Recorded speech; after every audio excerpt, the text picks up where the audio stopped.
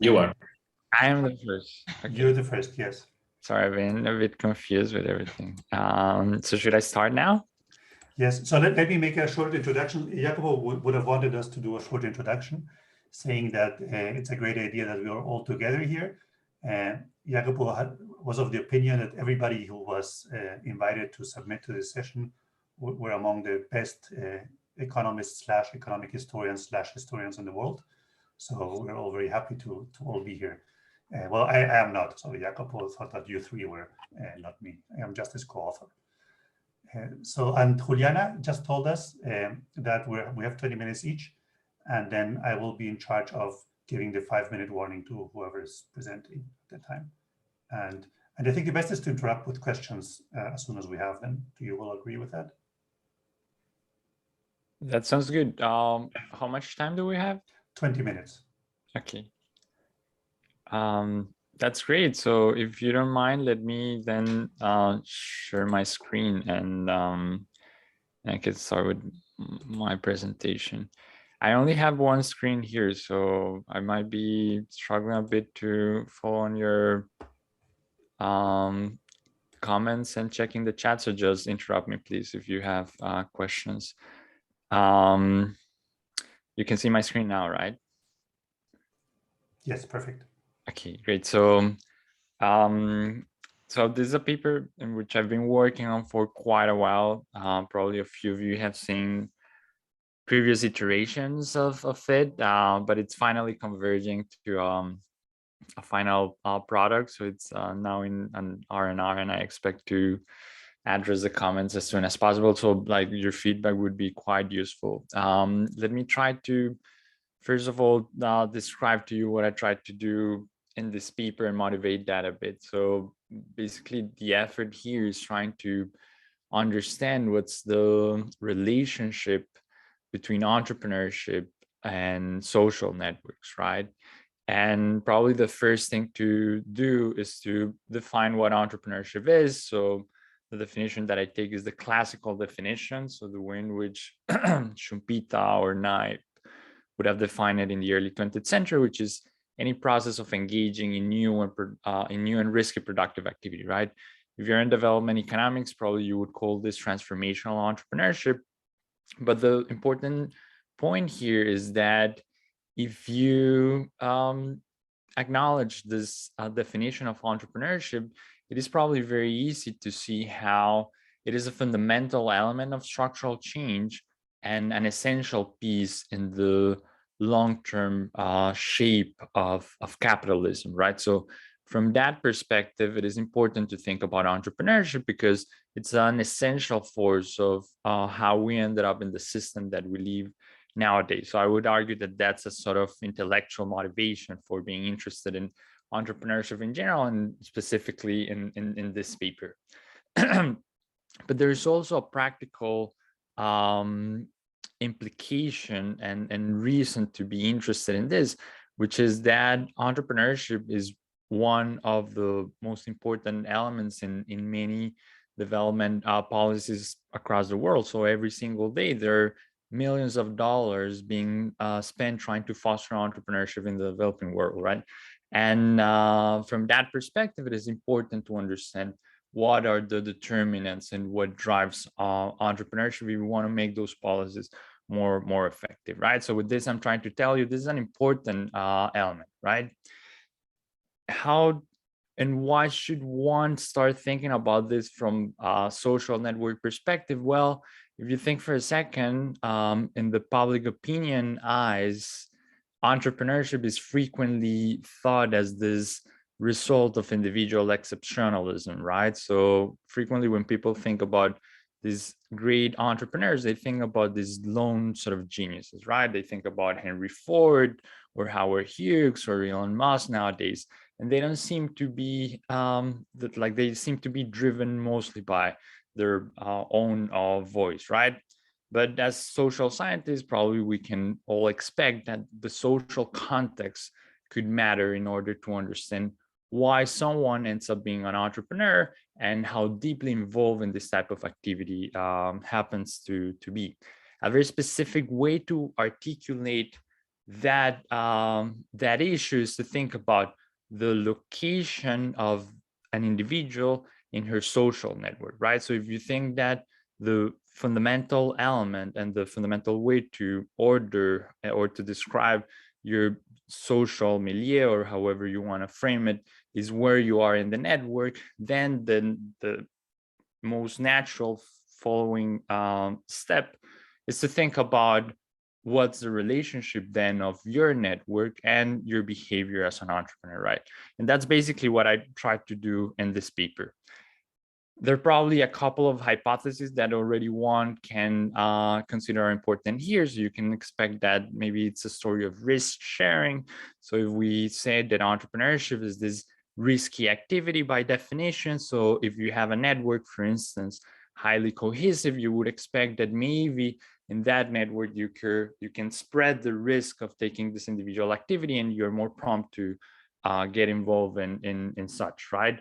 Maybe you have in mind a different type of story, one that emphasizes the novelty and the new component of the definition, which probably relates you to ideas on technology diffusion. And if you think that technology diffuses through social interaction, maybe the relationship between social networks and entrepreneurship is one of the nature of someone being in a position where he or she can have more easily access to new ideas, and that's what make him or she more eager to end up being an entrepreneur. The story that I'm going to tell you, and I'm going to in just a minute tell you about what's the context in which I reflect about this, is going to be a bit broader. It's going to be one in which I'm going to tell you that the social network of an individual is going to supplement markets that work poorly and would allow the person to gather the resources necessary to be an entrepreneur. So again, I'm going to tell you in a second what specifically is this context, but in this context, it's going to be incredibly difficult to be an entrepreneur. These individuals are going to have to bring the machinery from abroad, or will have to find people that can repair the machines. They will have to find the capital to get and construct the rest of the elements that are necessary to create these firms. And all these resources are not available in the marketplace. They're available in society. People have them, but they're spread out across society. So they need to use their own connections, and there are very specific positions in the network that favor the collection of those resources in a simultaneous way, which is what you need to be an entrepreneur. Okay, so let me then describe you what exactly I tried to do to come up with this story. So what I do is that I explore the industrialization of Antioquia. This is a region in Colombia. For this grade, this is a Latin American meeting, so I don't have to explain much about this. But this is at the top of Los Andes in the northern part of the continent. So this is a very isolated region. For those of you who are familiar with the history of Colombia, probably you don't need much details on this, but it's far from the oceans, and it's far even from other regions in Colombia. So this region developed for centuries during the entire colonial period as a fairly isolated place. And in the late 19th century, it industrialized, and eventually it became the leader of the modern economy of Colombia, right? There are two elements why I think it is important this setting to think about this broad question of entrepreneurship and networks. One is of practical nature. The point here is that the community that ended up developing this industrial sector was a fairly small and isolated elite, right? Why is that important? Because that makes it feasible to perform the endeavor of trying to reconstruct a complete network, right? Maybe you're familiar with the idea that, and this is frequently framed as the hypothesis of the 6 degrees of separation, which basically tells you that pretty much the entire world is connected. And by following 6 steps, you pretty much reach anyone in the world, right?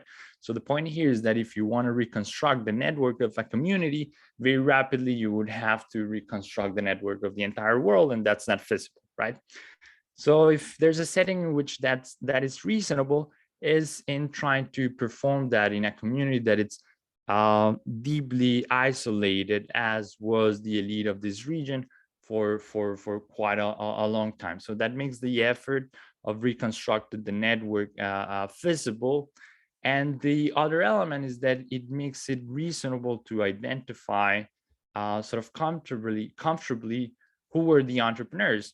So this was a very traditional society, and whoever ended up creating this industrial companies during this period, they were clearly performing new and risky productive activity, right? So in that sense, we can clearly identify which of them were the entrepreneurs. The second element why I think it's important in this setting is because it resembles many of the attributes that characterize the context where people think about entrepreneurship nowadays. So if you're thinking and you care about entrepreneurship in rural India today or in rural Afghanistan, these environments resemble quite a bit Antioquia in the late 19th century, right? So a very difficult geographical context, full of market failures, weak state capacity, low living conditions. So this is sort of like external validity type of argument, the one that I'm trying to describe here.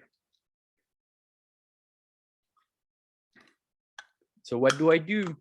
I spent years and years in archives collecting data on the elite of this region. I gather information of about 2,000 individuals. This is going to span a period of about a century. So I'm going to be following not only the given individual over their entire lives, but also their offsprings and their offspring. So I'm basically having something like 3 generations.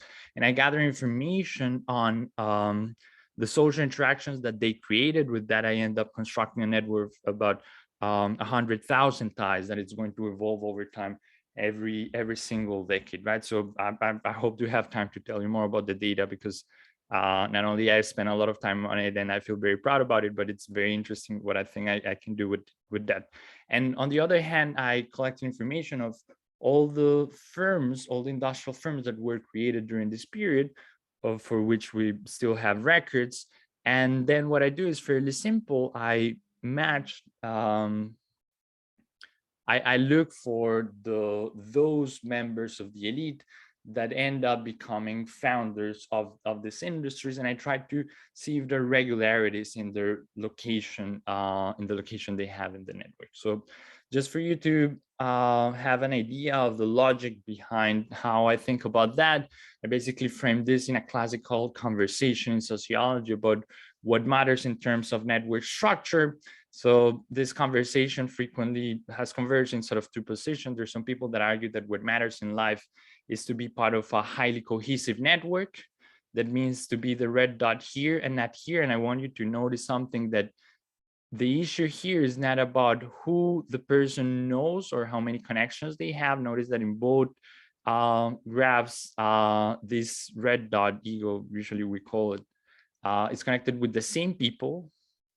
The difference is the structure of the network, like how the rest of the network looks like and who his connections are connected with.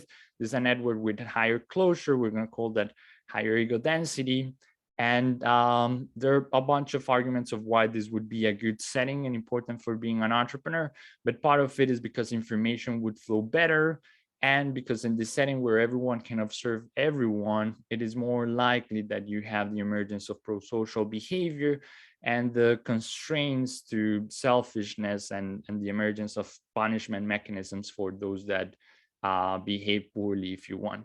On the other hand, there's people that argue that what matters in life is not to have this high local connectivity, but what is important is to have a high global connectivity. That means to be a bridge in a world that is composed by clusters, right? So it's the basic idea.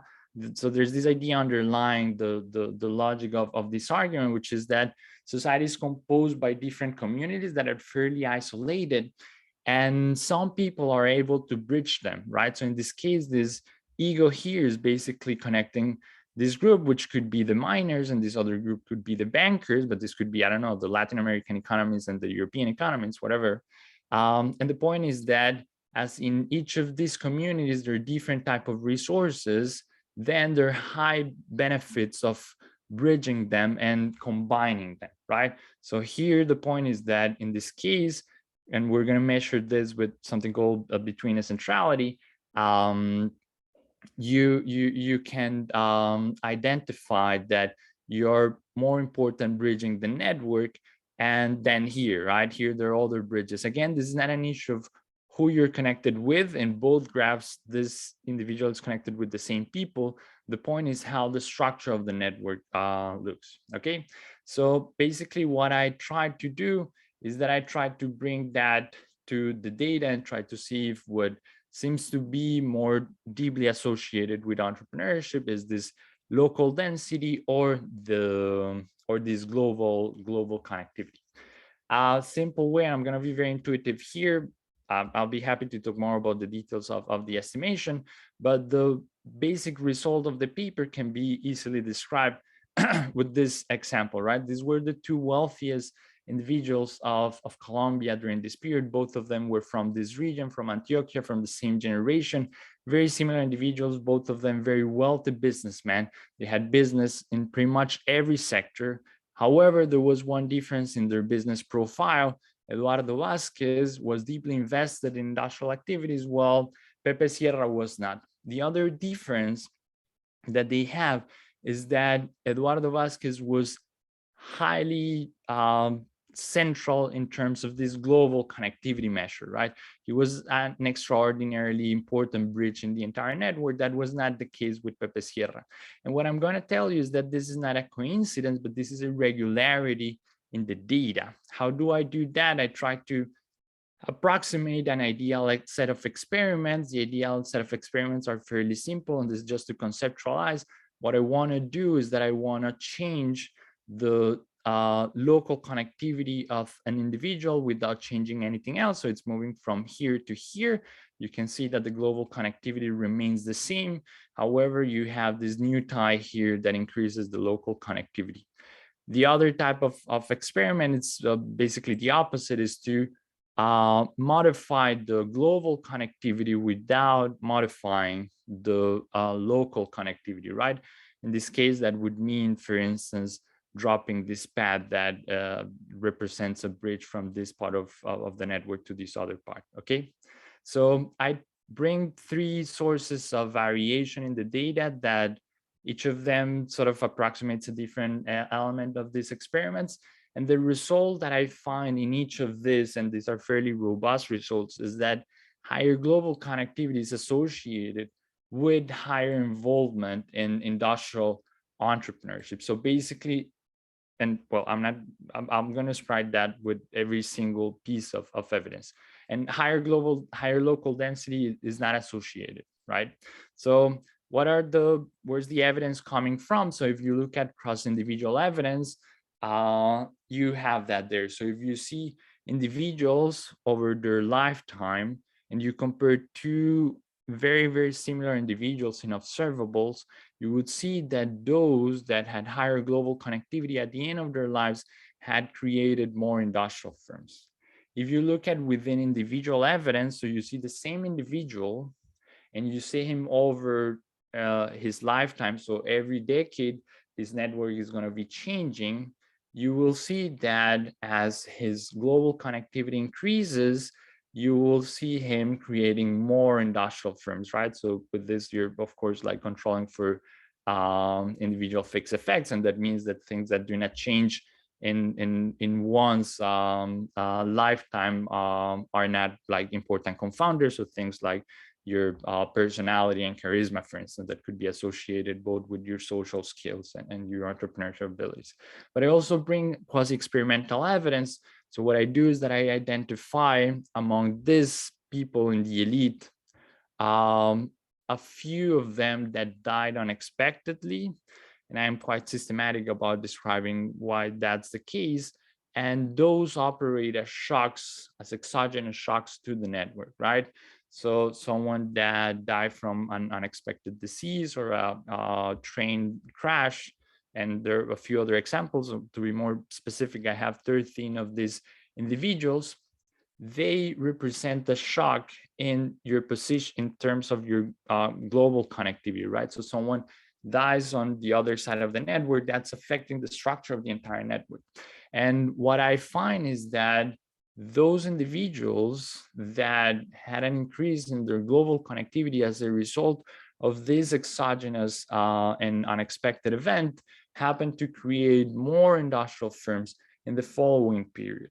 Okay, so that's the evidence. Again, like, of course, I have all the regression. I'll be happy to show like the details of this, but my intention is more to give you the broad sense of the paper. And for that, let me then tell you what's the mechanisms and what's the evidence behind what I interpret is the story here. So the first thing is that it does not seem to be a story of innovation, the one that it's here. I have 2 minutes now. Okay, that's probably enough. Which is frequently part of the interpretations of what makes important to bridge to have this high global connectivity. So again, having this high global connectivity, it means to have this high betweenness centrality and to be able to connect these different parts of the network, right? So it's not about innovation, as what I find is that entrepreneurs would hire a global connectivity. We're not creating companies that had more patents, neither that were closer to the technological frontier.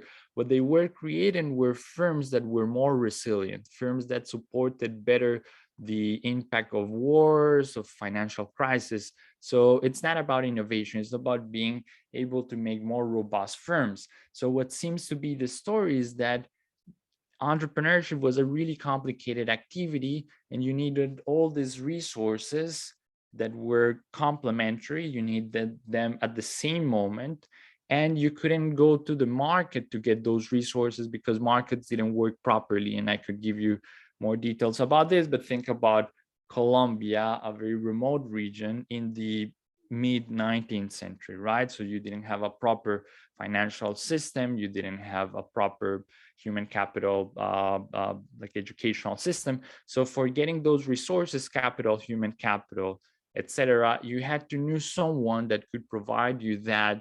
And those resources were not located at local level. They were spread out in society, and you had to be able to bridge them, right? So that's the story, and I provide evidence from the spatial variation that I have. So this region is fairly large. Some areas in this region had markets that were more developed than others. I exploit that, and I find this heterogeneous effect in which networks were more important where you had less developed markets, right? I also have evidence that suggests that the bridging element is only relevant when you're connecting different layers of networks, right? When you're connecting miners with bankers and politicians, and not when you are connecting different pieces of one layer of interaction. And finally, I bring consistent narratives that describe that entrepreneurs during this period were aware of the importance of connections and their role in their business behavior. I think I can stop here. I'll be happy to come to technical issues at any time, but yes, let's Javier, leave I it think there. you have a question. Somebody asked that question in the chat. I would say okay. you answer that question, or the person who asked it, I don't know if you want to ask it in person. If I can address that now, I think I could. So I'm saying, are there immigrant groups moving in that intermarry and provide global connectivity?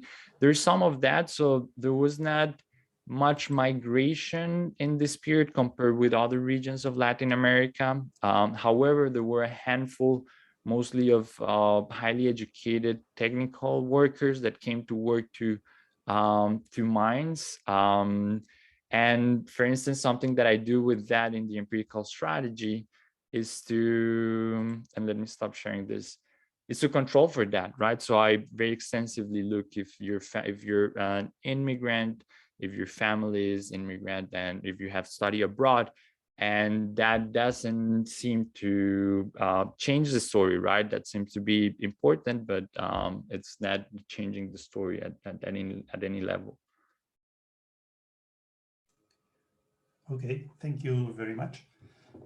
So I would say we go on directly to the next presenter in the interest of time. I don't know if we will have the 10 minutes in the end, but otherwise, and bilaterally, people can ask questions to Javier or to any other of the presenters.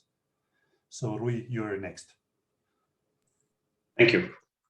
And you have 20 minutes, so I will count from when you start. Okay. Just get organized here. So the usual check, you see my slides? No, I don't. Do you see it now? Yes. Yeah, okay, fantastic. You see them still? Yes. Yeah, great. So, usual thanks to the organizers for including us in this session. We're very happy to be here, and I've been using the plural because this is joint work with Sean Kenny at Lund University and Jason Leonard at the LSE. And as you can see from the title, this is going to be a very different paper from Javier's. This is going to be a macro paper about long-lasting chestnut, I guess, whether sovereign debt crises are costly in an aggregate sense, which of course is an important topic for policy overall, but also in particular for Latin America, because for reasons that are not very well known, Latin America still takes the lion's share in the historical record of sovereign defaults.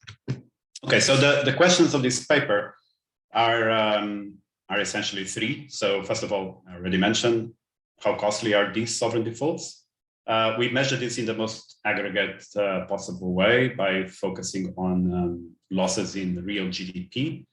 Now, the immediate problem that stumble on this, if you think 5 seconds about it, is that this is a not well identified question, right? So there's an obvious question of endogeneity because countries typically default for a reason, typically when they cannot repay their debt. And so there's a suspicion that there's endogeneity built into the estimates. And in particular, the intuition is that because countries tend to default during severe recessions, we may be overestimating the true cost of defaults. So we need to deal with endogeneity. We approached this question using a very long panel covering 50 nations and almost a century and a half, and close to 180 default episodes. Now, the second related question is, does it matter why the countries defaulted? This has not been dealt in the literature to this day, as far as we know. Empirical papers essentially consider all defaults alike. And one of the contributions of our research is precisely to separate the identifiable causes of default. And so this is a question about heterogeneity, and we do come to the conclusion that there's a lot of it. And then finally, what are the mechanisms? What connects the political decision of defaulting onto economic costs? And many of them have been suggested in the theoretical and empirical literature, from credit crunches to international sanctions, disruptions to trade, reputational spillovers, and so on. So if you're considering staying or leaving this session, this is what we find, the preview results. We do find that sovereign defaults are costly. That's not very surprising. How?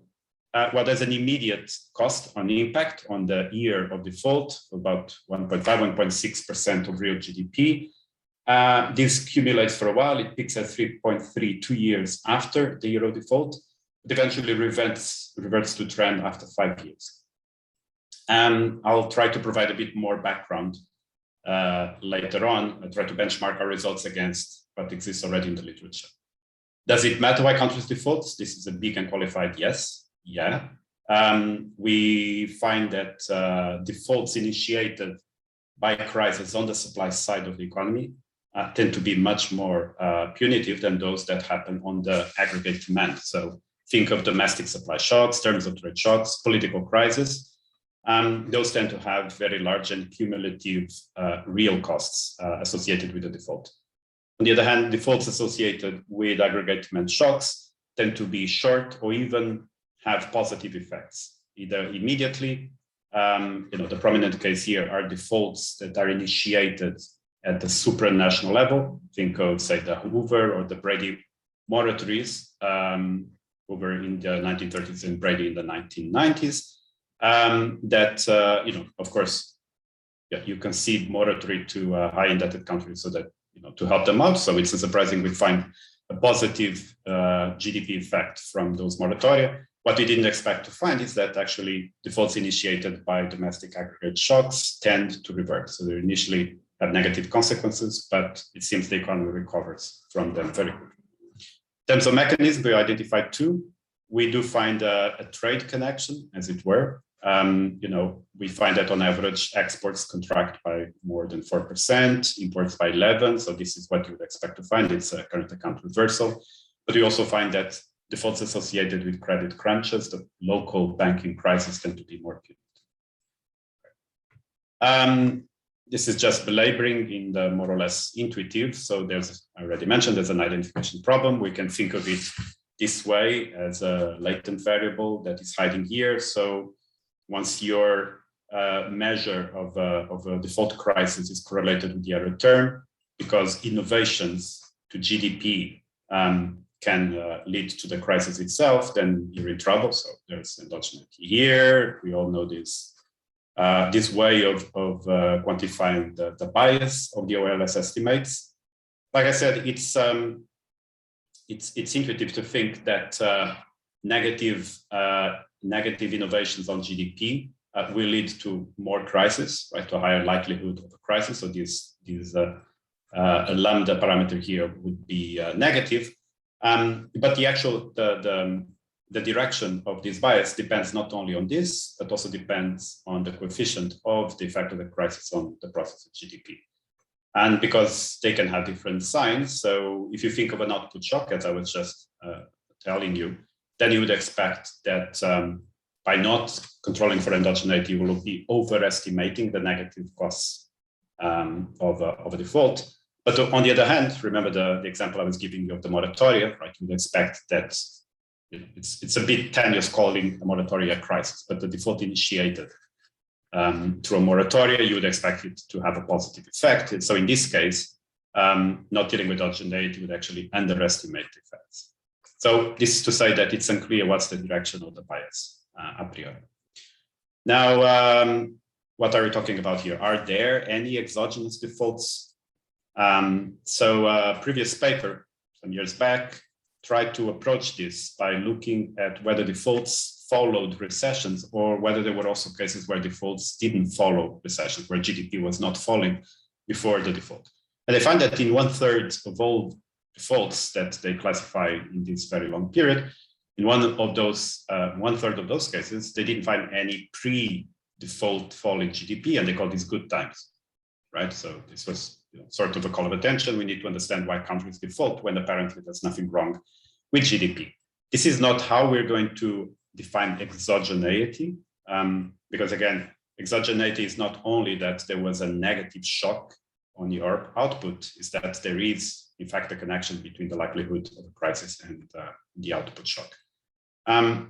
So how do you do this? So we use the narrative evidence. That's the second contribution of the paper, very well known and used in many contexts, namely monetary and fiscal policy. And we try to use the opinion of the contemporaries as produced by credit organizations or the reputable financial press, namely The Economist and the FT, to try to classify the causes of the shock or the type of shocks that led to the defaults. And this led us to classify defaults into 7 categories. And then what we do is that we distinguish them whether they're exogenous or endogenous to the GDP process. Okay, so before you're confused, this is how we do it. So here are the 7 categories. So among the endogenous, we include the obvious aggregate demand and aggregate supply shocks that lead to recessions, which sap the ability of governments to repay their debts. On the exogenous side, we already mentioned this centrally orchestrated moratoria, contagion, because this is it's contentious whether contagion actually exists. But we do our best to try to identify cases where countries were precipitated onto a debt crisis because of problems elsewhere. Legal, these are not very frequent. So this table gives you the frequencies over time of this type of crisis. Legal defaults are not very frequent, but by this, I mean situations where a country is, again, forced onto a default against the wishes of its own government. It looks like a contradiction, but it isn't. So if you think of the famous ruling by Judge Thomas Griesa in the case of the litigation against Argentina by vulture funds and so on, effectively Judge Griesa forced a technical default on Argentina, even though the Argentinian government was trying to keep whole on its external debt commitments. Political shocks unrelated to the state of the economy, exogenous trends rate shocks, and then finally there's a small fraction of defaults we didn't know how to classify them, so we just left them unclassified as all. So overall, what we found that by our own classification of exogeneity, we found that actually the vast majority of defaults in the long period were exogenous to the GDP process, right? So it's a 60-40 division. These two don't add up to 100 because of the unclassified fraction here. So if you want examples of how we did this, so we read extensively. We have a very long appendix running over 200 pages with this kind of snippet summary of our reading of the contemporary sources and how we classify the default. So for here, just two examples of an exogenous default of legal considerations. So it's not only, Judge Griza was not innovating in this strange legal events that force default. So there's a famous case of Bolivia in 1875, where essentially the Bolivian government was forced to default because it had borrowed under a trust agreement, whereby the money raised by the loans that they had floated would remain under the control of trustees in London. And then there was a legal dispute on what to do with the money after the money had already been borrowed, and the trustees refused access to the money to the government, so the government couldn't pay the interest on its debt, and so it was forced onto default. An example of an endogenous default, this is Argentina 1951, so it has to do with agitation for labor market, trouble in the labor market, and also with a pure exogenous drought that led to a failure on the maize crop. Now, of course, we're not the first ones to come on to this question. Other people have used different identification strategies coming directly from statistical methods. Some other authors have used similar things than what we've done. For instance, there's this very nice paper by Carmen Reinert and Christoph Trebesch, who focus precisely on this central orchestrated moratoria. I already told you about these two, but there's also the High Indebted Country Initiative and the MDRI. And they do find that countries that are involved in these initiatives tend to have a positive GDP reaction afterwards. Herbert and Schreger, they precisely focus on the consequences of Judge Griza's unexpected decision on the Argentinian case. Okay. So this is a way of representing the data as a time series. So this is the number of sovereign defaults, and they're colored between this pinkish shade. These are what we call the endogenous defaults. The blue are the exogenous, and then there's a few unclassified. I'm not going to comment on this other than to say that if you think of the major financial crises in history, so that's 1873, 1891, 1907, 1959, 1987, and 1987 and 1998, you find that they tend to be associated with a clustering of exogenous defaults. So this idea that international financial crises are indeed international, and they can have this big impact on individual nations that go beyond their control. Okay. In terms of estimation, we use local projection methods as it's becoming standard, but because of the problem of endogeneity, we need to instrument our measure of crisis. And the way we do that is that we use our classification of exogenous defaults. So essentially, we instrument all defaults with the exogenous ones, the ones we identified through the narrative method. Because this is exact identification, we only have one instrument for one variable. We can't test for over ID. But what we can do is that we can see at least whether the IV predicts as you'd behaves as you'd expect. In a sense, we try to see whether we could predict exogenous, endogenous defaults from past behavior of GDP. So remember Thompson and Wright, they found puzzlingly that in 1/3 of cases, positive GDP growth was led to a sovereign default, which in general should not happen. But we do this a little bit more structured, and we see whether by using past values of GDP, we could predict exogenous crisis or endogenous crisis. And what we find reassuringly is that no, we could not predict the exogenous crisis. So they do indeed look exogenous to GDP, but we can definitely predict endogenous. So these are the results in a picture. I don't have much time, I imagine. So these are the impulse response functions with the confidence intervals. So I already mentioned, so there's an immediate effect on impact, accumulates after 2 years, and after 5 years reverts back to trend. So so here are our estimates. How do they compare with the rest of the literature? I think it's fair to say that they're on the low range of the existing literature. So I have other papers here mentioned that try to address the same question as we, or halfway if you think of the median run. And by median run, I mean something around 5 years. Although part of this is due to the fact that we have a very long estimation sample, and many of these papers actually only focus on the more recent period. For instance, this one only after 1970. So if we restrict our estimates to 1970, we get a little bit more. So it looks like more recent defaults have been having higher GDP costs than the older ones. Okay. In terms of the endogeneity bias, so here it is represented. So the pink line again represents OLS estimates, the naive estimates, and these are our instrumented ones.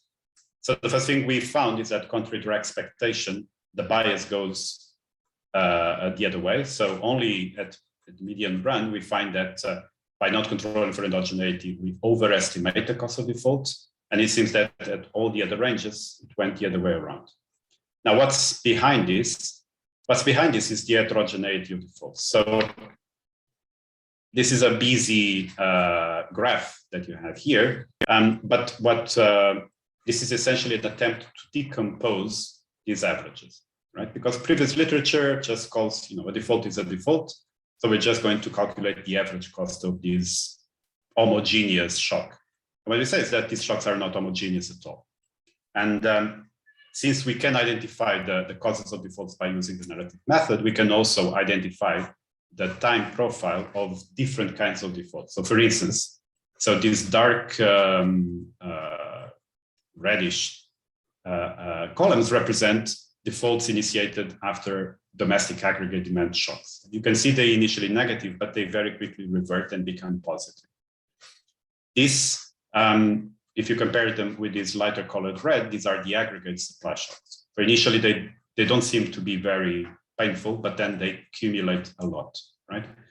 And other kinds of, and these are the two endogenous types of defaults. And then you have the decomposition for the other types of exogenous defaults. For instance, look here at the terms of trade shocks, right? So they're initially very bad, and eventually they lower in intensity.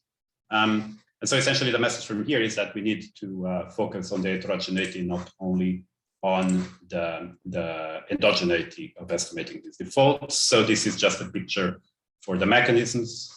These are impulse response functions for trade, I already mentioned that crises associated with banking crisis are more painful. And then there's a long list of robustness checks. We check our results against outliers, against classification errors, because all of the narrative approach is based on judgment. So we randomly reassign classification, see whether this could change the results. It doesn't. We try different types of control variables. And finally, we try different default chronologies because there are several available in the literature. And here, to our surprise, we did find a big impact. But we're still working on trying to understand why, especially dating. Sometimes different sources date the same crisis on slightly different dates, right? So 1 year off. And this surprisingly had a big effect. Okay, so what have we shown you? So we've the first to apply the narrative method to estimate the cost of defaults with a big panel in terms of nations and period covered. We do find a cost of default. It's persistent up to 5 years, but actually we find that heterogeneity is more a concern than endogeneity. So on average, the endogeneity bias is only 0.4% of GDP in these estimates. the heterogeneity is much bigger. So essentially, the take-home is that not all defaults are created alike. Product defaults initiated on the productive sector of the economy tend to be much more punitive and cumulative versus defaults that come from aggregate event shocks. This is very important to understand this heterogeneity because, in terms of designing policy measures to adapt to a default, so what you do after the default, I guess the message from here is first you need to understand the causes of that default. And then, as I already mentioned, to our great surprise, we found that results varied a lot on how exactly to define and date these defaults. So we do want to continue working there. And I'm stopping my sharing. Thank you very much. Thank you, Rui. I have a question, if I may ask a final question. So I'm not an expert on the narrative method, so maybe what I'm saying is completely wrong and you can correct me. But it seems to me like you're focusing only on one way in which there could be endogeneity, which is reverse causality. And because you're calling something exogenous, which I would have thought of as endogenous as well, if I thought about other ways in which you could have endogeneity. So for example, in terms of trade shock, I would think that it would affect GDP in the future as well, because Sure. it affects GDP directly. But it's true that it didn't affect GDP in the past, and that's why you don't get the default because of past GDP, but the future GDP, and so you will still have this endogeneity issue anyway. And there's two of these shocks. So all the classification of shocks that you had two, which were the most frequent ones. One of them was terms of trade, and the other one was political, which I think might also have an endogenous part of it. I know this is kind of unfair to you because everybody else is calling all shocks exogenous, and you're improving on this. And then I say, oh, but you should improve even more. So it's a little bit unfair in my comment. No, not unfair at all. No, it's called the advancement of knowledge, right?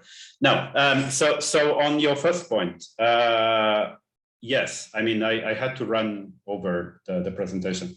But that's discussed in the paper. So your point is that this is not just a question of reverse causality. Of course, it's not.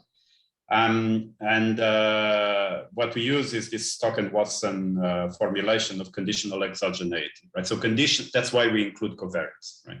So condition on the covariates, you should be able to guarantee the exclusion restriction in this case, right? So, and precisely some of the covariates in the regressions are terms of trade shocks, political instability, classification of political regime. We tried a bunch of them. But your intuition is right, okay? So it's not a point about unconditional exogeneity, which we no way in hell we could argue. But it's a point about the conditional one. And then I got all excited. What was your second question? I'm sorry. No, the second question, I think I said that I was being unfair, but you were. I thought you were talking about the chronology. Yes. So I mean, yes, we tried to make progress here by coming up with a finer way of classifying exogeneity and one that is more informative, right? Rather than just you can do this by running an inverse probability weighted estimation, right? Where you come up with some quasi-IV variables to try to predict default. But then that's sort of a black box method because it not allows you to decompose the different kinds of exogeneity, different kinds of endogeneity, which is what we do with the narrative method. Okay, thanks. I don't know if there are any other questions in the audience. So we still have time. I was curious about if you have a hypothesis of why you restrict the sample to more recent decades you have larger. Is this because, I'm curious about what has changed in the financial system. Maybe we're more dependent on international sources of funding, right? Yeah. So we don't want to, put our finger too much on that, right? Part of it might be the fact that, the scale of international capital flows is larger today than it was in the past, right? So that means that countries end up in defaults with bigger debt stocks, which all else equal should lead to bigger real costs. But on a more pragmatic level, we should always remind ourselves on how these historical GDP series are constructed, right? And they were mainly, or for what purposes they're constructed? Mostly constructed to benchmark long-term growth, not to tie and measure, or even to time precisely the GDP cycle, right? The business cycle. So in general, we can, I think it's safe to assume that the further you go back in the past, the smoother these series are, excessively smooth. And if they're excessively smooth, surprise, surprise, you'll find less impact of defaults in the past than you find in perhaps more accurately measured business cycles in the more recent period. Right, interesting, yeah. Okay, thanks. I think we should go over to Laura, so that I still have my 20 minutes at the end. So Laura, if you're ready to share, you have 10 minutes starting from now. Yeah. Full screen. Okay, can you see it? Yes. Okay, so well, first of all, thanks for the previous presentations, and I feel very honored to be here today in this session. The paper I'm going to present is also very different from the ones that have been presented, and well, it's very preliminary, so I would be very grateful for any comments for improvement. So this paper is co-written with Sergi Basco and Jordi Dominic. The title, also preliminary, is on extractive agriculture and permanent settlement, the persistent effects of viticulture in colonial Algeria. So this paper fits within the literature that is the persistence literature, which is the literature that looks into how historical shocks or events link to current outcomes. And in this study, we focus in particular in colonial agriculture, and we focus on viticulture, the cultivation of vineyards, and also the wine production. We will analyze a specific region in the northern part of Algeria, which is Constantine, which accounted for almost 1/3 of the French occupied Algeria. And we focus on wine, on the viticulture at the beginning of the 1900s. And we will relate this, the presence of viticulture in specific regions to long-term development outcomes. And we will measure this in terms of luminosity, which is night light density also, which is commonly used as a proxy for development, population density, and then these two, luminosity and population for the year 2000, and agglomeration, urban agglomeration for several decades between the 1950s and 2015. So we believe that this is like a very interesting case study, because basically Algeria, before it was occupied in the 1840s, had basically no viticulture. There was no wine production, or it was very, very minimal, a few vineyards, but there was no vineyard. There was also no autochthonous consumption of alcohol there. So during the colonial years, from 1870 to 1960, Algeria actually became the largest world exporter, which is huge, and the fourth biggest wine industry. So we think that this was a dramatic change in the industry, and it actually reflected the French colonial policy in Algeria, which links to the title of this session, the economic policies in the long term. The French colonial government wanted to expand the economy into Algeria. They wanted to literally integrate Algeria into France, and they wanted to somehow create this farm of Algeria to bring goods into France. So they wanted to settle the settlers there. But at the beginning, since the 1840s, they were kind of failing to do so. And when in the 1870s, viticulture was introduced, it somehow became a really good instrument to guarantee settlement. So basically, it was a very good instrument for the French colonial policy to guarantee settlement. What would we expect of these regions that experienced the arrival of viticulture? Well, if you read the literature, you can see very different point of views. For example, in a very recent book, White titles his book, which is on wine in Algeria in 2020, The Blood of the Colony, because basically all the industry in Algeria specialized into the wine industry. And they actually argue that there was this wine-led industrialization. There's also many authors that argue that there was this dependency, that it was a legacy of dubious value, and so on.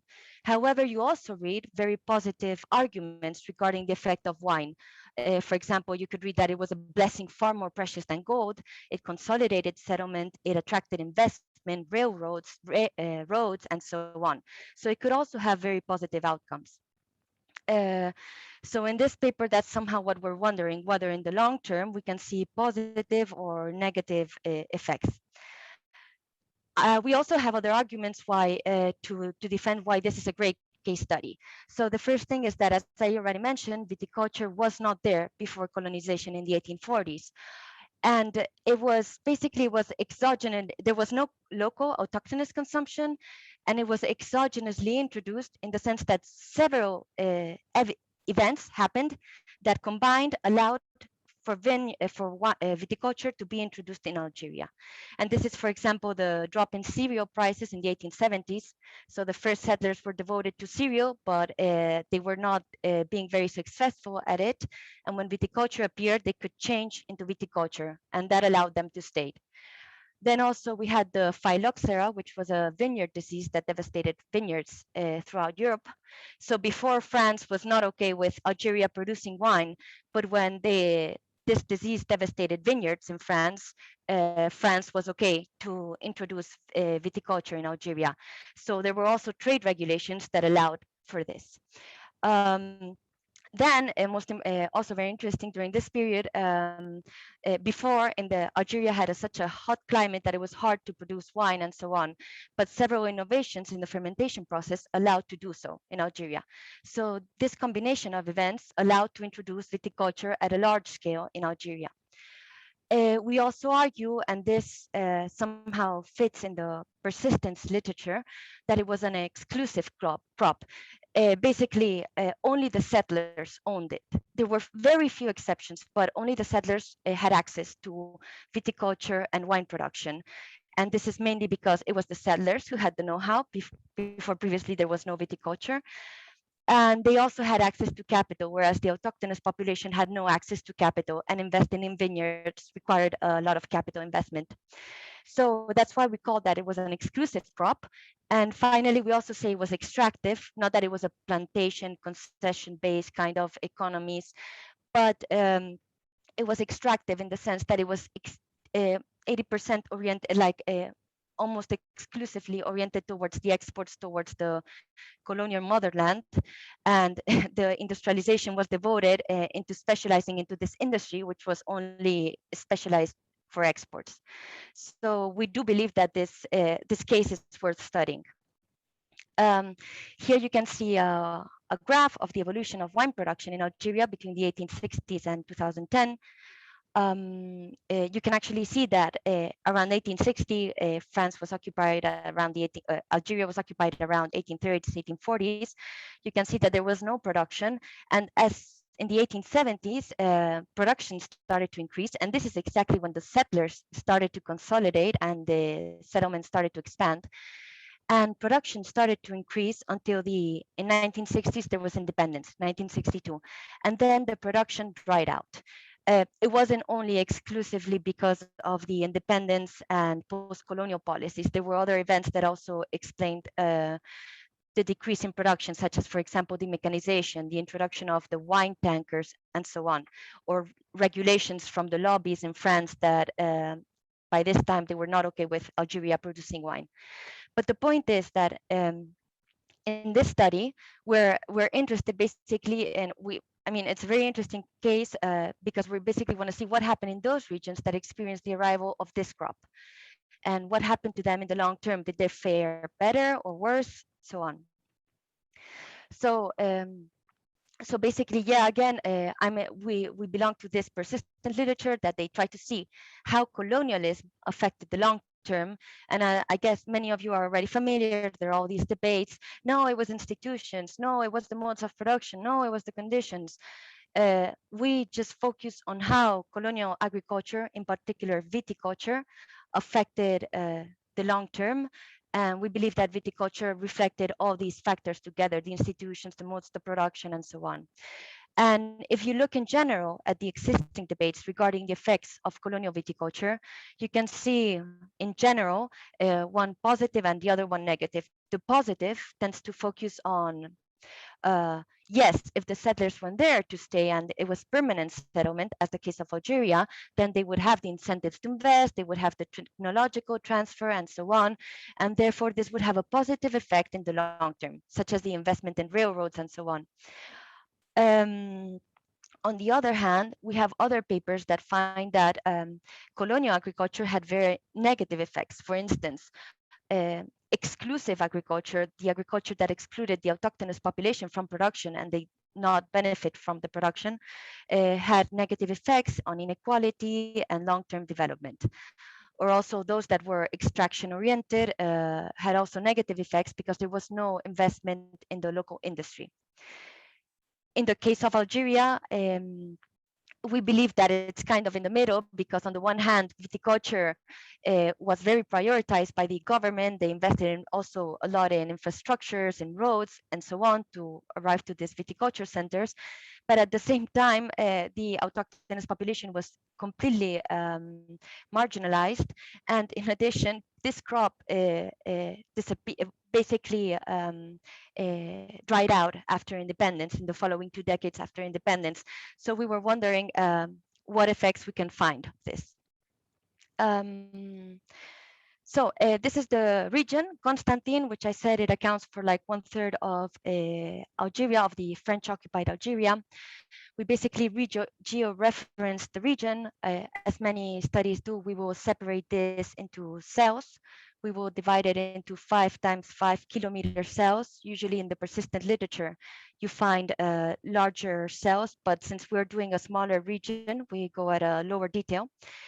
And in this region, we're basically traced, and this is also, we're proud of this, we traced very specific details, such as where they settled, the year they settled, the tribal regions, and so on. The villages, the tribal villages, the railroads, the roads, and the geographical characteristics. Here, for example, you have an example of one of the maps we used. And this shows basically the tribal areas and the regions with viticulture. Now, it is likely that one of you will say, yeah, well, obviously the effects are going to be positive on the luminosity and so on, because obviously the settlers went to the best regions and the best regions were more suitable and so on. But that, I think that that's the cool thing about, well, not the cool thing, but the settlement was totally organized by the colonial administration. So if you were a settler, you had to apply. And the colonial administration, before you arrived, they would create the settlement centers, which are the green areas you see here, and they're distributed throughout all the region. And they would create these specific settlement centers, and then you would apply and you would get a grant conditional on obligatory residence and so on for certain years, cultivation, blah, blah, and you would settle. So what we do is we identify these settlement centers, and then we identify those regions that were engaged in viticulture. In addition, we also add cool variables like the density of the tribal areas or the average year of settlement, which allows us to control for the frontier of settlement. This is an example of a settlement center. This is like the map we geo-referenced, the village, and then they would cultivate in the surroundings. And this is the plan of the settlement center in 1943, where you would have the settlers living here, and then the plots of land would be in the surroundings, usually at 1 hour distance maximum from the village. Yeah, so this is the first analysis we do. This is the first regression, the first model. As I said, we have the cells, which are our units of observation. We will always first analyze all the cells, then only the settlement centers, and then the settlement centers, which are located above a certain latitude threshold so that we don't have problems with the suitability. The dependent variable would be night light density, which is luminosity. The higher, the more development. It's a proxy for development. And then we have population density, and both for the year 2000. This is a cross section. And the treat variable, we check different variables. Usually it's the share of wine, the area of a grid devoted to wine over the total area of the grid. Or then we have a dummy equal to 1 if wine, not equal to 0 if otherwise. And then we also, from other data, municipal data, were able to trace which cells within municipalities, how much productivity they had. And then we control for spatial autocorrelation. Here are some results. Again, this is still preliminary, but in general, as a first insight, we can see that the presence of wine, now we have the share of wine, has an effect on the nightlight density, or at least is positively correlated and significantly. And here we have for all the regions, for the settlement centers, and for the settlement centers above a certain threshold, a latitude threshold. And we can see that coefficients are positive and significant, strongly significant, although the size decreases in time. Generally speaking, this would be interpreted like a 1% increase in the share of wine would lead to a 1.72% increase in nightlight density. This is the same population density, just to get, I think this is mostly insightful. This gives an idea that also, again, the share of wine has a very positive and significant effect.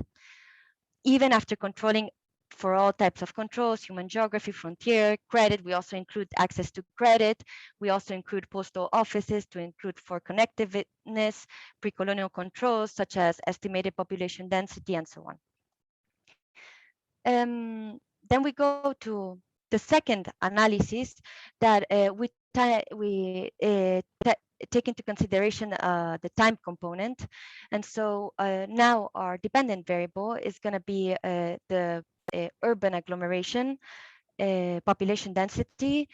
And it's going to be available for several time periods, I think 8 and several decades. So we're going to interact our treatment variable, which was the same as before, share wine, D-wine, or wine production. We also have other variables, which are, for example, the cells that are that intersect with wine cooperatives or large-scale production, and so on. And we interacted with the time dummy. We run fixed effects or less fixed effects. And here, here you can see basically what this is telling us. Here we have the share of wine, the area of wine over the total area of the grid. And here you see, for example, this coefficient is telling us, well, this one over here is, for example, telling us that in 1960, the difference between having wine and no wine was positive and significant. And this difference increases in time, which is consistent with all these agglomeration models, but we still have to look into it. So we get these consistent positive effects, and this is when we restrict the sample to only to the settlement centers and to the settlement centers above a latitude threshold. And the coefficient decreases as we restrict our sample, but it's still positive and significant. This is to visualize the results. Here we restrict the analysis to the settlement centers and above a certain latitude threshold. And we see that the coefficients are positive and significant, and they grow in time for each birth decade. The baseline is 1950. We run this as robustness checks. We run the same regressions with a more extensive variable, which is the dummy yes if wine, 0 otherwise, and we get the same results, positive and significant, and as you can see, they increase in time. And then we also run it with the productivity of wine, but this is more at a municipal level, so there are several cells that share the same value. But again, we see that the coefficients are positive, significant, and they increase in time. So yeah, maybe I went too fast, but the point is that again, this is quite preliminary, but we think we have a very interesting story that is worth telling. We find for now that viticulture had positive persistent effects in the long term. We see that in terms of nightlight density nowadays, because I don't have GDP for Algeria at a municipal level. And we also have it in terms of population density. We believe that this is interesting because what we're looking is at a crop, which basically wasn't a plantation crop or concession based and so on, but it was exclusive as it excluded the autochthonous population, and it was only oriented towards the exports. And we find that those regions that specialized in viticulture fare better in the long term in terms of luminosity and population density levels. Then we ask ourselves if one channel might be the urban agglomeration, which is the second part of our analysis. And our results indicate that the difference between treated and untreated, having wine or no wine, increases in time. So it is showing that there's some agglomeration effects. We think that this is in line with the literature on rural exodus and viticulture in Algeria. Indeed, there's a lot written regarding on how viticulture, it is, and it's literally stated that viticulture led to the appearance of wage labor in Algeria. It motivated rural exodus, and it led deindustrialization. There was a wine-led industrialization. So our results seem in line with this literature, but for the moment, and what we are a bit what we would like to find is more regarding the socioeconomic effects that we're having in the economy, right? Because we know that maybe these regions were developed better and so on, and maybe it sounds like it was a really positive development. But on the other hand, when wine disappeared, there was a huge unemployment problems. And the industry was, again, you had the barrel workshops, you had all types of activities related to the wine industry. So we would like to find more of these socioeconomic effects on the autochthonous population and on the economy, and not just find very positive agglomeration effects of this colonial crop that appeared and disappeared after colonization. So yeah, this maybe I went too fast, but yeah, that's it. Thank you. Perfect. You took exactly 20 minutes. Yeah. So I don't know if there's any question. Or Yeah, I think I have. So yeah, I get, are there immigrant groups moving in that, no, that's not mine. Was some form of labor coercion connected with viticulture production? Yeah, what I've read mostly about it is that there was a lot of, but mostly at the beginning, there was a lot of prisoners working for viticulture, and at the beginning it was also oriented towards the settlers. But then when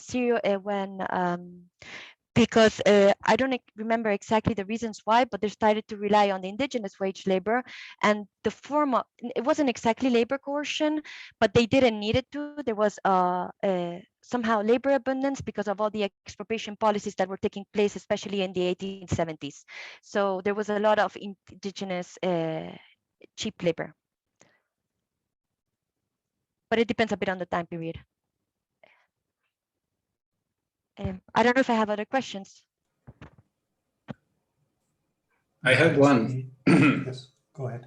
Yeah, so I'll try to be quick. So I really like this study, and it fits very nicely on this literature on the long-term consequences of colonial investments.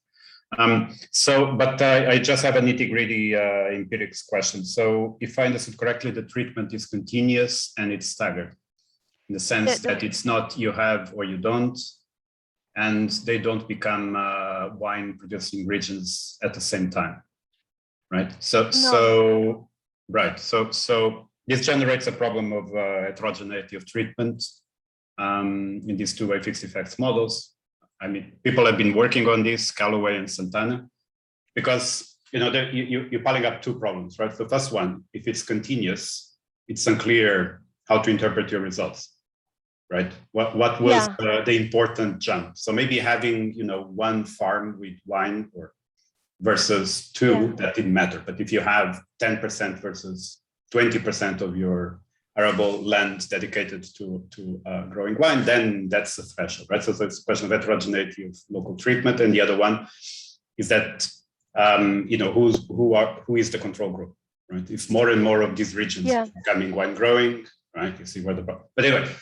The good side of this is that people have been thinking about this, so there's now already methods to deal with the heterogeneity of two-way fixed effects. So, but I will not eat up more of Rodolfo's time. Okay. So, yeah, just looking. Can I? And what would happen if I, for example, get right before independence those that did have any viticulture? Yeah, I mean. Again, there are already estimators to deal with both problems. Okay. So I just use them. Okay, but before that, what people would do is that they would discretize the treatment, right? So, for instance, they would do regions with viticulture in the first quartile, second, third, and fourth quartile, right? And then see whether, or above and below the median. But Okay, The thank you solution very already much. was found. Yeah, you're welcome. Okay, thank you. So now I guess it's my turn. So let me share my screen. It says it will stop other screen sharing. Yes.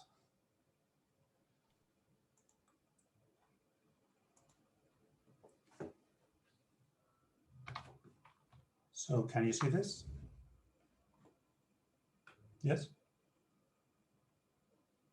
Yes, we No, can. no answers, I guess. Yes. Okay. So I have 15 minutes, so I'll try to be quick. And the good thing is we didn't finish the paper, so it's good to finish like the presentation also, like the paper finishes, because you're gonna see it stops at some point when it should go on.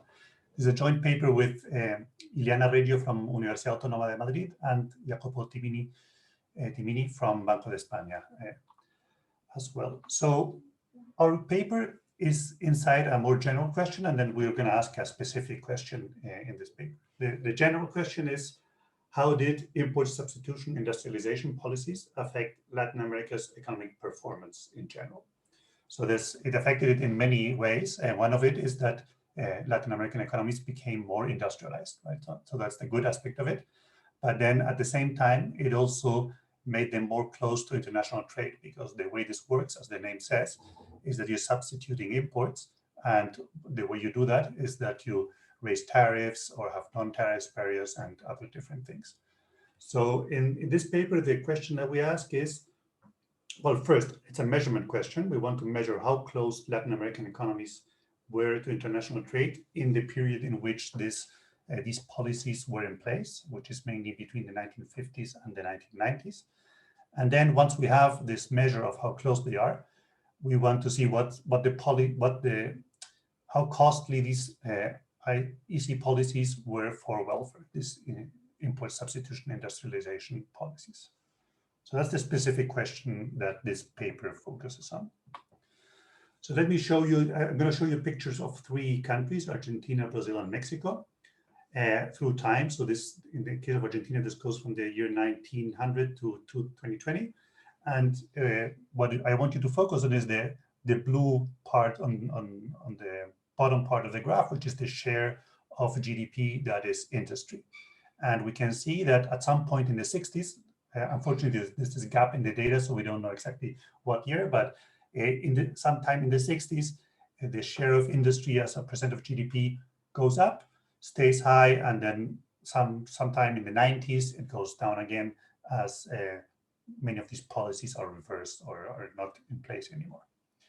In the case of Brazil, we see that a similar thing happened before. So if we go back to the 1940s, where you see that industrialization starts a bit before in Brazil, it gets to pretty high levels at the end of the 50s, 60s, even higher at the end of the 80s, and then again in the 90s, but in this case more in the later 90s, you see again how it is reversed. So the share of industry as a percent of GDP is reversed.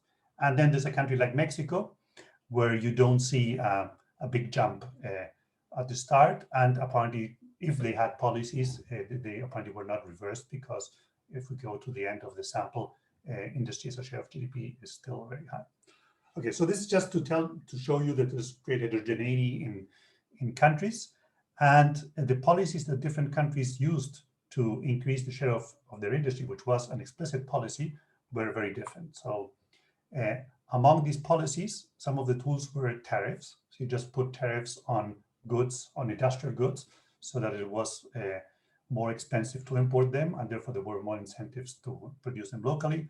There were also various non-tariff trade barriers. You might even prohibit import of some goods or some intermediate goods. There were subsidies, so some industrial businesses were subsidized, both directly and indirectly through cheaper interest rates and things like that. Countries also adopted different regimes, exchange rate regimes and exchange rate controls, trying to have their currency maybe undervalued so that it's easier to export and stuff like that, and more difficult to import. And finally, they also nationalized companies, both in the industrial sector, infrastructure, mining, oil, and so on. So we see a problem here, because there's many tools that are being used, And the question is, how do we get a simple measure of what the impact of these policies is, given that all of these tools are so different and they're active at different times during the official period of this policy. So the way we thought about this, and the conclusion we got to, is that we can measure this using a concept that is used in international trade, which is the concept of border thickness. And this concept, the definition of this is, what's the cost, the relative cost of trading internationally, selling a good internationally versus selling it domestically. This encompasses all possible reasons why, all possible reasons why your economy might be more closed than otherwise. So to measure this, what people do is they run one of these famous gravity equations, and this is the only formula I have in the presentation. So let me explain what this means. So in this equation, we have X on the left. That's trade. It's bilateral trade. So there's 3 sub-indices, IJT. I is the exporter, J is the importer, and T is time. So the variable X, IJT, it means how much goods are exported from Italy to France in the year 1955, for example. That might be one of the observations in our sample. And we regress this on a bunch of regressors, and in the parentheses, there's 3 terms. The last 3 terms are common to gravity models. So let me start from the end. So the last one, this Zij, those are things that only vary at the importer-exporter level. So for example, distance, the most well-known variable is how far is Italy from France, for example. And we're going to allow time-varying coefficients on distance. So it might be that it becomes easier to export between Italy and France as time goes by, because maybe there's a new road or a new railroad or something like that. The second from the back is this CJT, and then we have this PIT. They're similar, they're symmetric one to each other. Those are called the multilateral resistance terms, and this is everything that varies at the level of the importer and time or exporter and time. So the most common thing that you can think of is GDP. GDP in the exporter country, or GDP in the importer country, or population in the exporter country, or population in the importer country. Those will affect how much these 2 countries trade between each other. And using these dummies,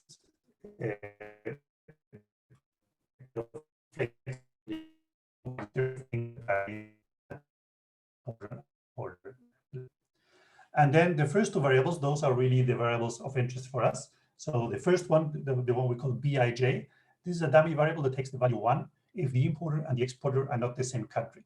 So this might seem a bit strange, but in our data set, we're going to have not only exports from Italy to France, but also the exports from Italy to Italy. And that's what we call domestic trade. So what is Bij? It's just an indicator that tells you when you're trading over a border, when it's 1, and it's 0 when you're trading internally. So what does this coefficient gamma t on this variable measure?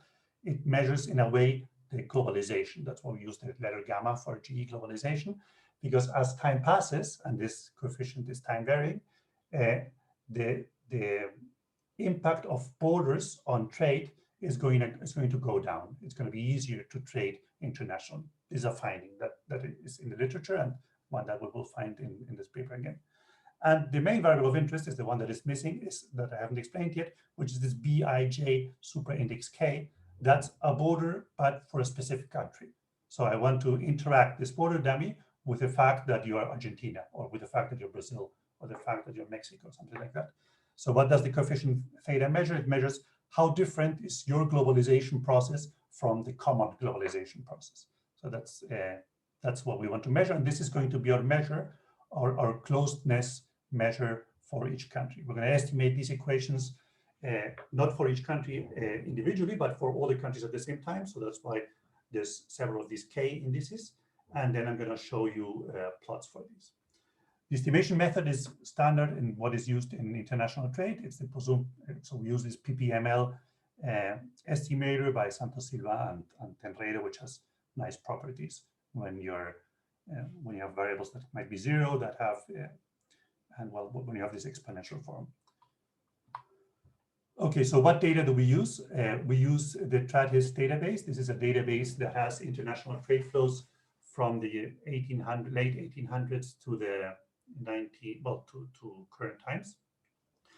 In this database, you don't have domestic trade. So this database only tells you exports from Italy to France, but not Italy to Italy. So what do we do with that? We calculate domestic flows as the difference between GDP and total exports of a country. So whatever you produce and you do not export, that is the amount that you export to yourself. That's domestic trade. This is not the correct measure that you should have, because you're making a subtraction of something which is value added, GDP, and total exports, which is a gross concept. So it's not an ideal thing, but we have a different paper with Jacopo and Elena Vidal at Banco de España, where we measure how much of a problem this is. So we do the correct thing. We use input-output data and compare it to this incorrect thing of using GDP minus total exports, and see that the effects on many things that are estimated gravity equations like trade agreements and so on are mostly similar and distinguishable from each other. So that validates in a sense what we're doing here.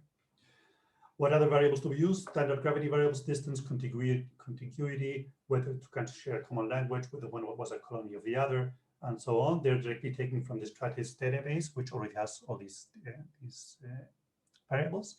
And the period that we use for the estimation is 1948. So this is after the Second World War and until 2000, when most of these policies have already ebbed off. So let me show you some results. So here we have results for Argentina, Brazil, Chile, and Colombia. And in the next slide, I have more countries. The way to interpret this, if you look at the vertical axis, so there's numbers that go, for example, in Argentina, it goes from 50, 100, 150 to 100 to 150. So this measures how much more costly is it to trade internationally relative to trading domestically. If you know about trade models, this is the iceberg trade cost in a Melitz model or Eaton-Kortum model or something like that. How much more costly is it to trade internationally? And the thing we like about our measure is that it conforms to what happened in history in these different countries. So for example, if we take Argentina, which is where I'm from, so it's the country I know most about from these countries, you see that you have this increase in closeness during the 60s. Then you have the military coup in 1976. You have this liberal economics minister called Martinez de Hoz, who opens up to international trade. You see that the border thickness of Argentina gets lower, then democracy returns, the previous policies are put in place again, and then 1990s, Menem becomes president, and you have this new free market policies again in Argentina.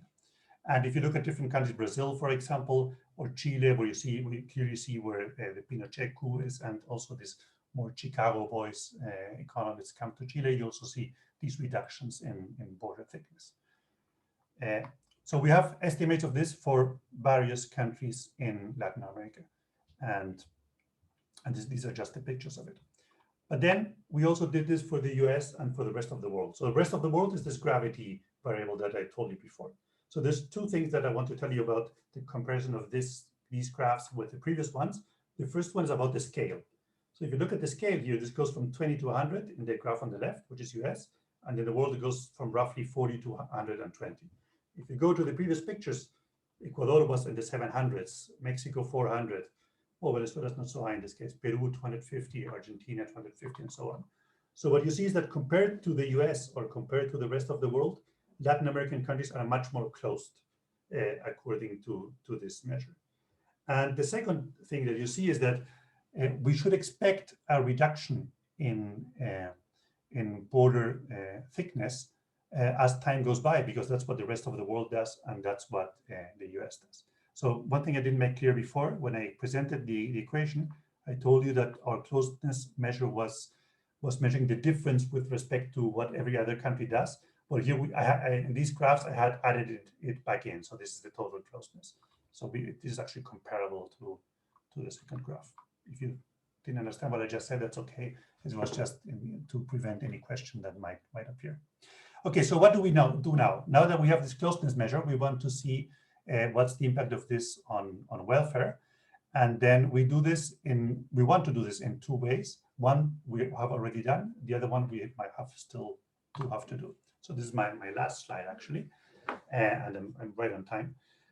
So what we did so far is we took a standard model, a general equilibrium model in trade, and then we asked the question, suppose that you give every country in Latin America the closeness measure that the US had instead of its own closeness measure. Solve the general equilibrium model and see how much more people would consume in how their welfare would increase, which is measured in consumption units in the different decades. And what you see for all these countries is first you see negative numbers, and then you see negative numbers that decrease over time. Why do they increase over time? Because the world is globalizing, but Latin America is globalizing less than the rest of the world. So compared to the rest of the world or the US, which was the comparison here, your welfare costs increase over time. So that's what we did. What we still want to do is we want to use newer models. So this model, for example, by Perla et al. In the American Economic Review published in this year. And the argument in these models is that if you're close to trade, then your firms are less impacted by competition, because they face less competition. They're going to adopt less technology. So you will be farther away from what is the current frontier of technology. And this seems to be something that has happened to Latin America. So if you compare the green line, which is the Asian tigers, the four Asian countries, they converge to the frontier to this productivity measure in the US, whereas Latin America kind of diverges from the US. So that's what we still want to do. And so my summary, what do we do? We estimated the structural gravity model to obtain a quantification of the border effect for Latin America. We found that Latin American countries are relatively close to the rest of the world, and that the gap kind of increases if you look at a country like the US or the rest of the world. What we still want to do is add trade-driven technology diffusion to the model to calculate welfare cost of delayed technology adoption. So that's my whole presentation. I went 3 minutes over time. I'm sorry about that.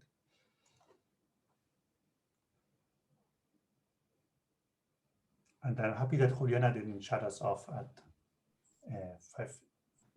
15. Thank you. Can I jump in? Yes. Yeah, great. Yeah, great paper. So I have a practical question and perhaps a clarification question. So let's start with the last one. So you're backing up this measure of thick borders from the evidence that you get from the gravity equations, but this is not a direct measure of the ISI, right? No. So the stuff was happening. Yeah, we also know that multinational investment was growing in this period, right? So precisely as a way of jumping these non-tariff barriers. So it's not a clear measure of the way you motivated the paper. But I return your very nice comment. I'm being unfair here, so I understand that. No, you're right. Yeah, go ahead. No. Okay, yeah. So it's in a sense it's like a residual measure, right? So you're saying I'm attributing everything. Anything else? Yeah, to this thick border, and I'm calling that ISI, but it's to anything that will affect the relative cost of trading internationally relative to domestically will be captured in this measure. But then again, we're calling for country, so exporter time and importer time fixed effects. So if you think about something like more investment in a country or something that is not bilateral, that will be controlled for. If it varies by IJT, then this can be mixed up. I know, but FDI is bilateral, right? And so if you have a US maquiladora settling in Mexico, right? Anyway, sorry, there's noise here. The other practical question is, I've worked with this Stradis database myself, and to my chagrin, I came to the conclusion it's full of mistakes. I don't know if you checked it yourself. I mean, even basic variables like the colony variable is full of mistakes. So, but maybe this just enters on right-hand side measurement error. Yes, so we knew about this comment because I think you made this comment to Jacopo in the economic history conference in Banco de España, and we and he told Yeah.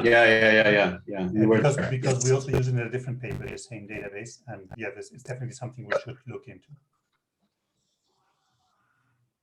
Yeah, I just have a look at it, right? You're a specialist in Argentina. Just have a look at the Argentinian series. Yeah, so the good thing about the period we're using is that 1948 to the end, the trade on the information on trade comes from the IMF. So it's just one source, and it's kind of a homogeneous source. And then the only other variables we're using is distance and these other variables, and those we have to check that they're correct. But we're not using kind of older data which comes from different sources and which might be more contaminated. But that's true. Thank you for your comments.